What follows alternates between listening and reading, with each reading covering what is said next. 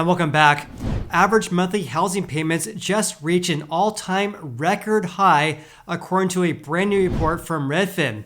This is despite the fact that prices are down by 3% compared to 1 year ago. So housing payments right now reach an all-time record high due to the giant increase in rates we've been seeing over the past 12 months.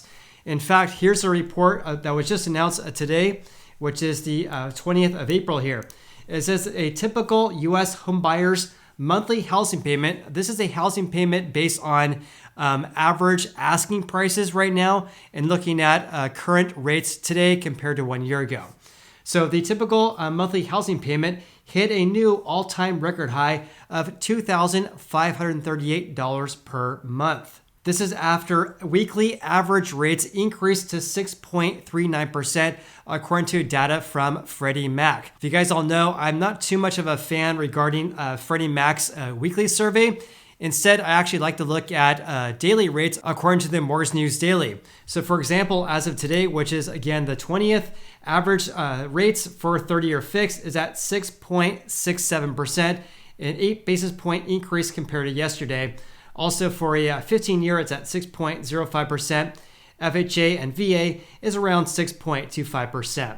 So daily rates as of today are around 6.7%, quite a bit higher than this 6.39% rate that they're quoting right here. And here's Freddie Mac's announcement, which was just published today, actually.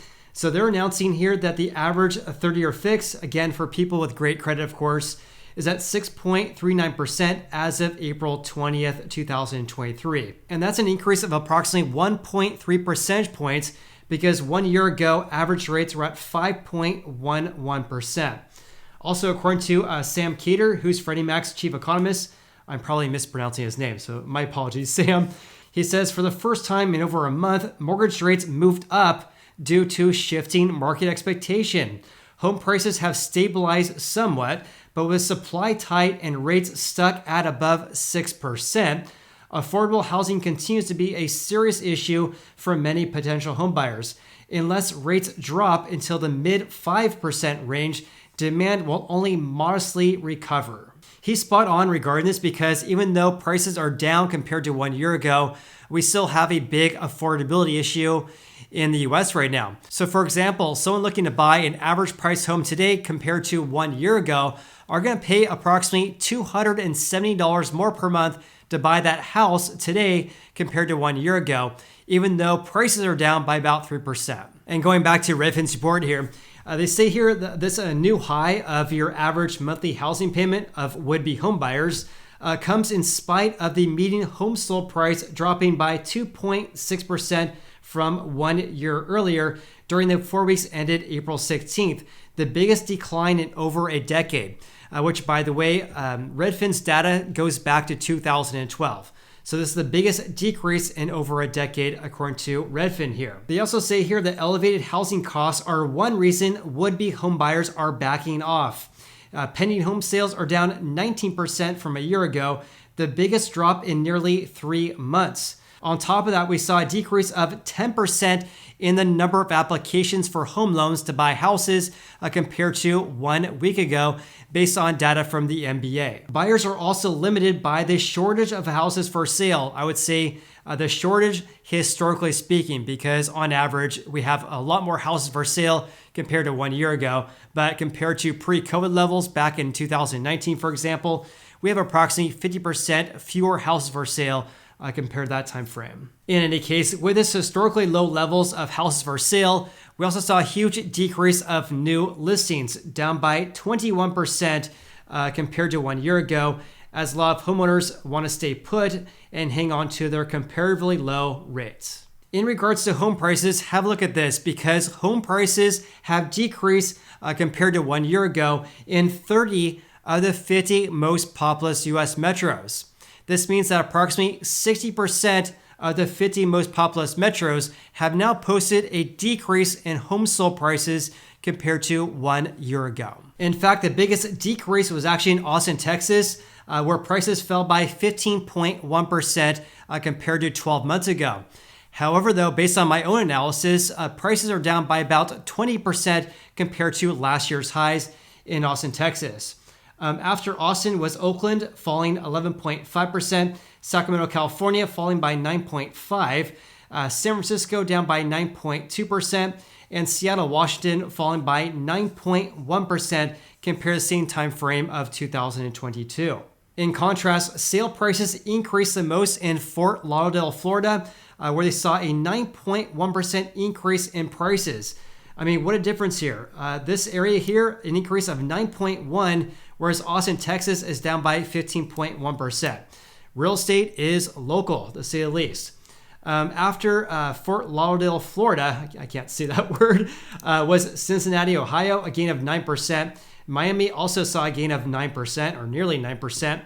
West Palm Beach, Florida saw a gain of 8%, and Milwaukee, Wisconsin saw a gain of 7.2%. Now here's something I actually do not agree with Redfin regarding their verbiage right here. It says the median U.S. home sold price fell for the 8th straight 4-week period after more than a decade of increases.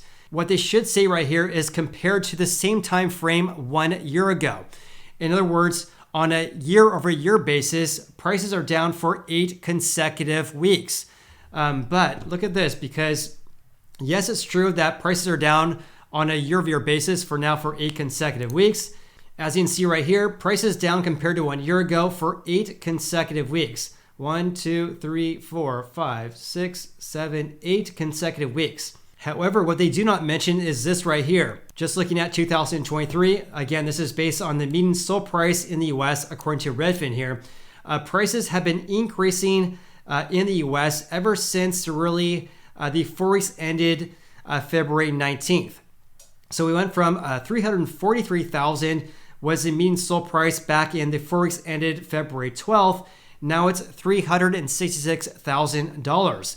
This means by my dumb math that prices have increased by 6.7% over the past 2 months. Instead, what Redfin's referring right here is that prices have been decreasing for 8 consecutive weeks. However, though, on a year-over-year basis, what they should mention is that prices have been increasing ever since mid-February this year. Redfin also announced this as well, with no mention that prices have been increasing lately here. It says the median home sold price was $366,000, down 2.6% from a year ago, the biggest decrease in more than 10 years, according to Redfin's monthly data set, which goes back to 2012. Meanwhile, asking prices were at $393,000 on average, an increase of 0.4% from a year ago.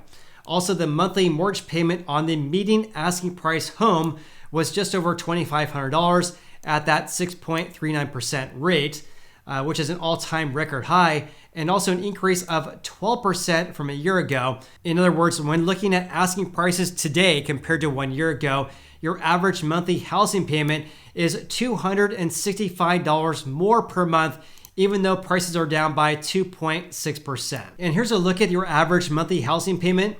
Again, an all-time record high, which is a gain of 11.6% from 1 year ago, which is right here in red. So an all-time record high of $2,538. Look at 2021, for example. Back in 2021 at this time, your average monthly housing payment based on the rate back then, as well as the asking prices back then as well, was approximately $1,600 per month.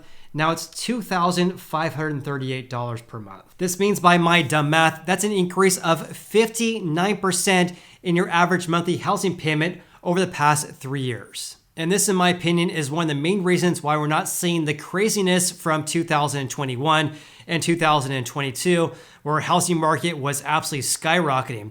We are seeing a small increase in demand this year, but it's not anything like the past couple of years. Also, according to Redfin, for the 4 weeks ended April 16th, pending home sales were down 19% year over year, the biggest decrease in 3 months. Also, even though real estate is local, Redfin posted that pending home sales fell in every single one of the 50 most populous US metros. So every single one of the 50 most populous metros have now posted a decrease of contracts being signed compared to 1 year ago. The biggest decrease was actually in Oakland, down by 42.3%.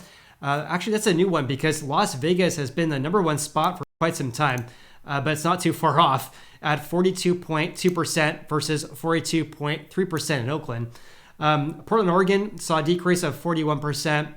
Seattle also down by 41%. And San Jose, California fell by 40.4%. Also, here's a look at Redfin's data center for pending sales nationwide here. So again, down by 19% from 2022, which is in black right here. 2021's above right there. But for the 4 weeks ended April 16th, there's approximately 85,000 total pending home sales during that 4-week period. Compare that to 2022 at this time, there was approximately 104,000.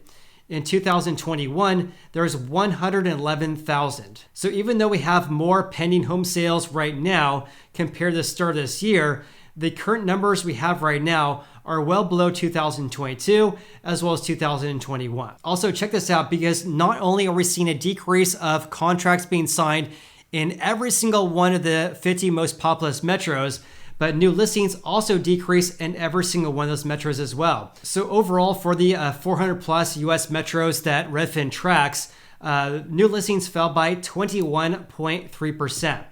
But out of these 50 most populous metros here, Oakland fell the most, down by 42.2%. And that was followed by Seattle, down by nearly 40%, as well as Sacramento, San Diego as well. And Riverside fell by 36.5%. And here's Redfin's data center for new listings nationwide, again falling by 21.3%, approximately 81,000 new listings during this 4 weeks ended April 16th. But 1 year ago, and also back in 2021, we had around 106,000 new listings versus the only 81,000 over the past 4 weeks. What this means, of course, is that we're missing approximately 25,000 new listings that have not entered the market like we saw back in 2021 and 2022. In regards to the number of houses for sale or housing inventory, I really like altosresearch.com's website for that. So right now, which is, or the most recent week we have is for April 14th, there was 405,000 houses for sale. This is much lower than the peak we saw back in October, when there's approximately 577,000. What's highly unusual though is that we haven't been seeing this seasonal uptick of inventory. In fact, we're seeing just the opposite, which is a similar trend I've been talking about on the channel for quite some time. But we should be seeing an uptick of inventory, but in fact, we're seeing just the opposite. Inventory going down ever since really late October last year. And again, just like I mentioned in previous videos, it's entirely normal to see this decrease of inventory levels in the winter months. But what's not normal and entirely abnormal is that inventory levels are still going down, which they should be going up right now. Also, when I say we have historically low inventory levels, take a look at this, because right now, compared to 1 year ago, we do have approximately, 52% more houses for sale compared to 1 year ago. Also, we have far more compared to 2021, according to altosresearch.com. However, though, compared to pre-COVID levels, let's go back actually to April of 2019. Back then, there's 864,000 houses for sale. Now we only have 405,000. This means that even though we have approximately 50% more houses for sale compared to last year, we're still down approximately 53% compared to pre-COVID levels. All right, so getting back to Redfin's report right here, let's talk about the month supply. Because for the 4 weeks ended April 16th, according to Redfin here, the month supply is only 2.8 months. It has been flat over the past several weeks right here, but has been coming down greatly ever since February. So in February, the month supply was at 4.5 months. Now it's down to 2.8 months. Still well above last couple of years though, because back in 2022 at this time, the month supply was around 1.9 months. Also, take a look at this. Here's the median days on the market, how fast or how slow houses are selling. So the days on the market right now is 35 days. This means it's taking approximately 2 weeks longer to sell a house right now compared to 2022 at this time. So the delta compared to 2022 is 14.7 days. This difference is actually a little bit less than what we saw back in January and February this year. So the peak was right there where days in the market was 51.5 days. Compare that to 1 year ago, that was an increase of 19 days. Now the delta is only 14.7 days. They also reported that over the past month, approximately 29% of houses that sold above the seller's final list price.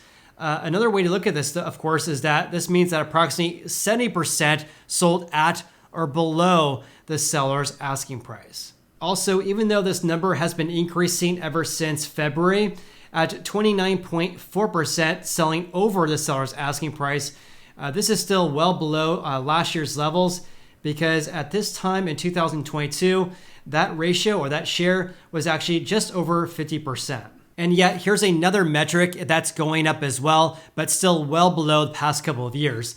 And that's the average sale price to final list price ratio. That ratio has now increased to 99%, meaning houses that sold over this previous 4-week period here sold below the seller's asking price by 1%.